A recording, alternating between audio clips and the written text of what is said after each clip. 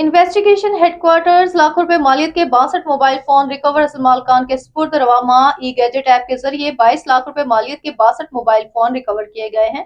SSP investigation Mohammad Naveed ने बरामद होने वाले मोबाइल फोन असल मालिकान के सुपुर्द किए। मजीद तफसीलात से आगाह कर रहे हैं ब्यूरो चीफ लाहौर मियां कबीर अहमद।